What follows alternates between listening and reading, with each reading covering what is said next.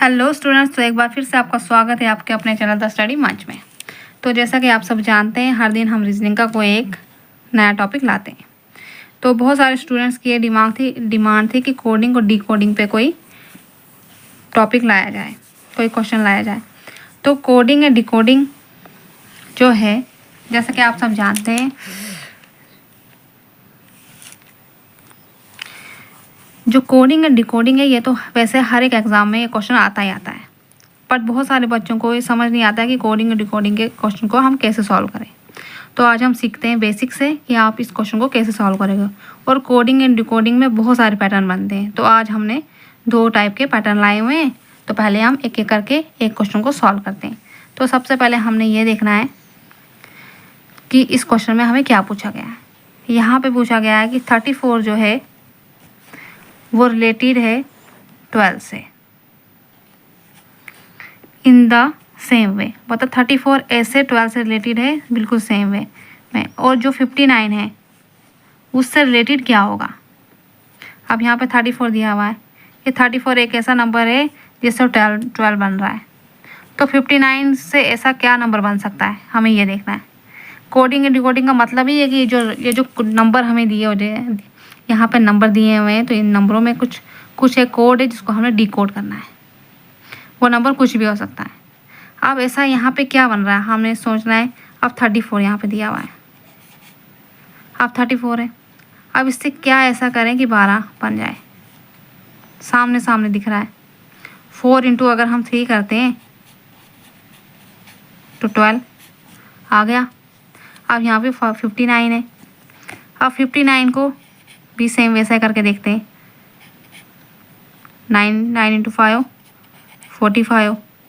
तो क्या ये हमारे ऑप्शन में है? 45 हमारे बी ऑप्शन में। तो इसका मतलब इसका आंसर 45 था। मतलब यहाँ पे हमको क्या मल्टीप्लाई करना पड़ा। इन्हीं 2 वर्ड्स में इसका आंसर था। तो अब आपको थोड़ा सा एडवांस लेवल की तरफ लेके चलते हैं। दूसरा पैटर्न इसका क्या होगा। तो जैसे कि आप देख रहे हैं, यहाँ पे हमें कुछ अल्फ़ाबेट दिए हुए हैं। चाइना का कुछ नंबर दिया हुआ है 38126। और जो नेपाल है इसका भी नंबर दिया हुआ है 20769।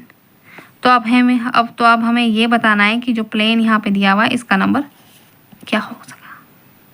ये भी मतलब ये कोड दिया हुआ है और इस कोड को हमने डिकोड करना है। आप देखते हैं कि अगर इस टाइप में पैटर्न क्वेश्चन आया तो हम उसको कैसे सॉल्व करते हैं। तो सबसे पहले देखते हैं चाइना। सॉल्व करने का सबसे अच्छा तरीका आपने क्या करना है, सबसे पहले लिख लेना है कंट्री का नाम, ठीक है। और इसके आगे जो इसका कोड है वो लिख देना है 38126। जो वर्ड है उसके सामने वही रीडिंग बिल्कुल सेम लिखनी है।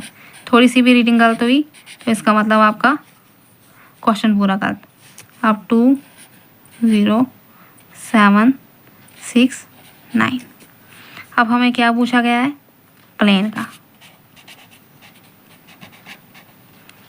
का हमें बताना है। तो पहले ये देख लेते हैं कि कौन से वर्ड के नीचे कौन सी वो है। पहले ये देख लेते हैं सी के नीचे क्या है 3, मतलब सी का कोड 3 है। एच के नीचे 8 है, आई के नीचे 1 है, एन के नीचे 2 है और ए के नीचे 6 है। अब सेम इसका यही कोड है या नहीं है, ये इसको हम क्रॉस चेक एक और तरीके से कर सकते हैं दूसरे वर्ड में चेक करके। अब यहाँ पे ए है, यहाँ पे भी ए है। यहाँ पे ए का कोड 6 है और यहाँ पे भी ए का कोड 6 है। इसका मतलब ये जो नंबरिंग है ये ऐसे ही चल रही है। ये एक तरीका इसको चेक करने का। आप देखते हैं प्लेन का। तो पहले देखते हैं पी कहाँ पे है, तो पी है 7। उसके बाद नेक्स्ट एल कहाँ पे है, तो एल के नीचे है 9।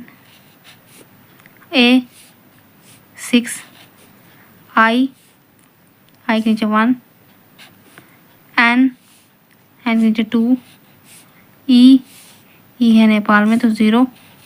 तो अब देखते हैं ये यहाँ पे हमारा कहाँ पे आता है 796210।